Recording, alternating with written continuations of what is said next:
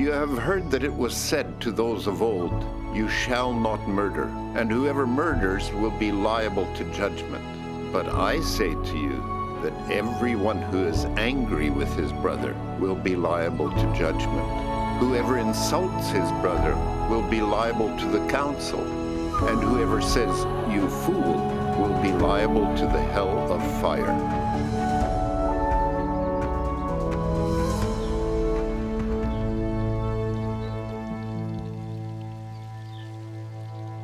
What he says doesn't make any sense. Jesus accused us of giving people heavy burdens. But have you heard anything like the terrifying charges and the burdens he piles on here? But think about it. The law teachers have written statutes. They have a detailed legal process to follow when someone is murdered, all to make sure that the right person is found guilty and appropriately punished.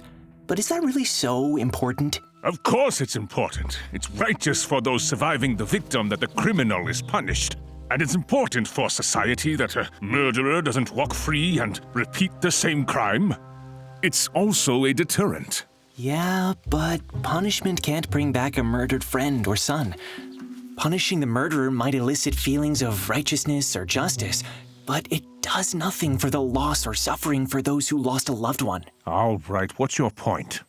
There are tens of thousands of people living here in Jerusalem.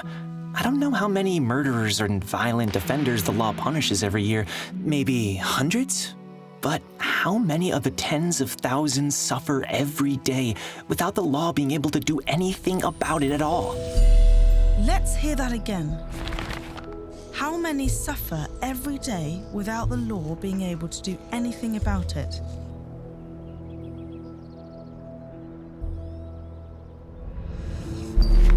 How many children suffer because of conflicts between their parents? How many people suffer because of hard or vengeful words? Friend, I don't think you're so quiet because you don't know the answer. More because you do. The law punishes murderers, and most people outrank murderers because they've never killed anyone. But Jesus' words touch every single person, so everyone is judged, because who can say they never get angry? Yeah, I think of it kind of like a tree, where the fruit can be seen, but everything actually grows up from the roots. Jesus locked in on the root of evil itself to do something about the real cause of the problem. And that has everything to do with our inward person, our thoughts, our desires, and our motives. People are angry and offended by others. They think some individuals are just unbearable. They think others are idiots. Now, imagine that here in Jerusalem, there was no one who got mad, irritated, or offended. No one thought bad thoughts about others. How many murders and how much violence would there be in our city? That's maybe the most dramatic consequence, but how many other kinds of suffering would stop too? Think how good it would be to live here. Our city would be a paradise for children, adults, and everyone. Like I said, you two are in a dream world. What you're going on about here is the way things will be when the Messiah comes with his kingdom of peace. Before that time, a society like that is just a utopia. Hey, Peter, I think for once we actually agree with our Pharisee friend here. What? Yeah, we agree completely. But the Messiah has already come.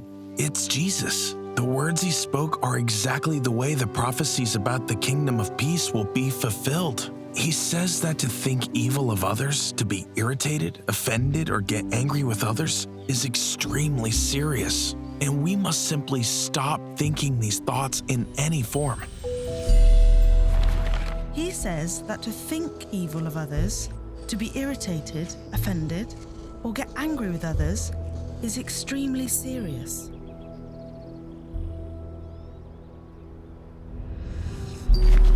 People who ignore these commands cause so much suffering and wretchedness that Jesus says they'll be guilty of the hell of fire. But can't you hear how crazy that is? No one can control their irritation.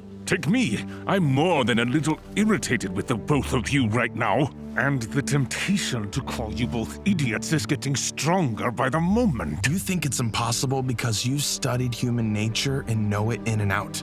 But even though you've studied so much, you've never gotten to know God's power.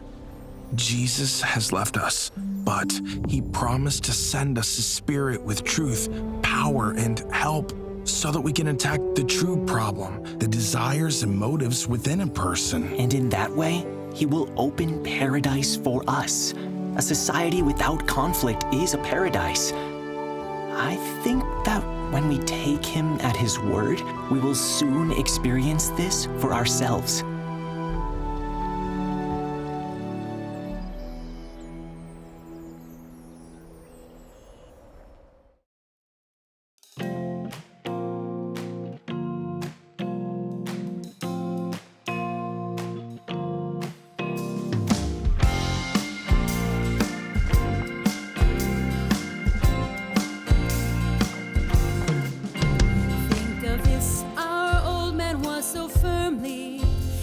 To Jesus' cross on Calvary, nailed so firmly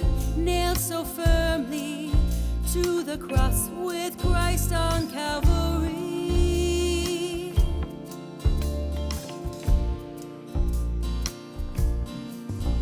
Think of this, that Jesus took upon him flesh and blood like us here in this world.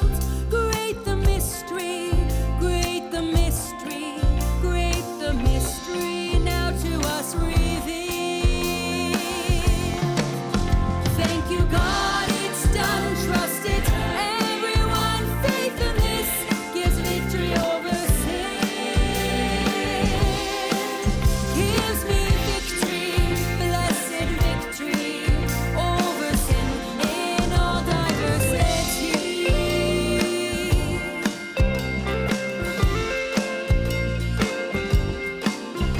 Think of this, when on the cross they nailed him, then both you and I, we died with him. Hallelujah, hallelujah. Faith in this will end our shame and sin.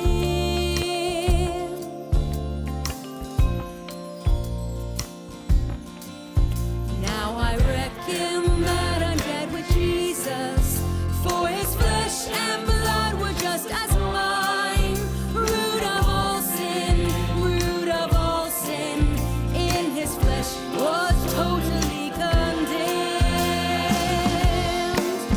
Thank you, God, it's done, trust it, everyone, faith in this gives victory over sin.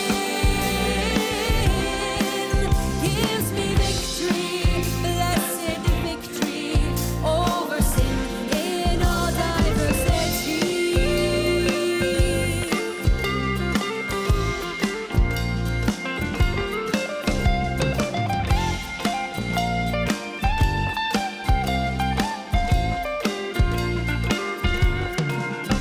Not the fruits of sin alone bore Jesus, but the very root of sin as well.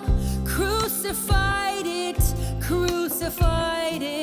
so that we in victory can dwell.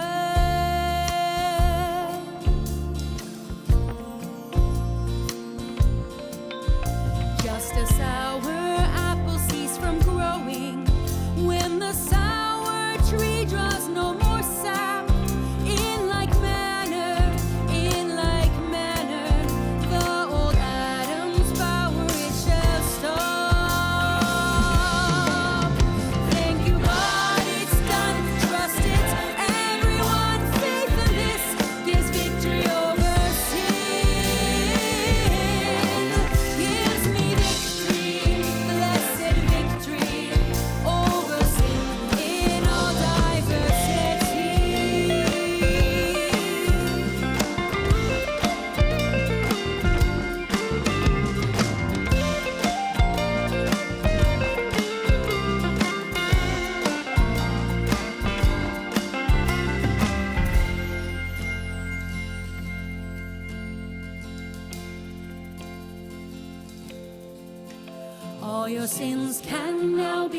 far from you.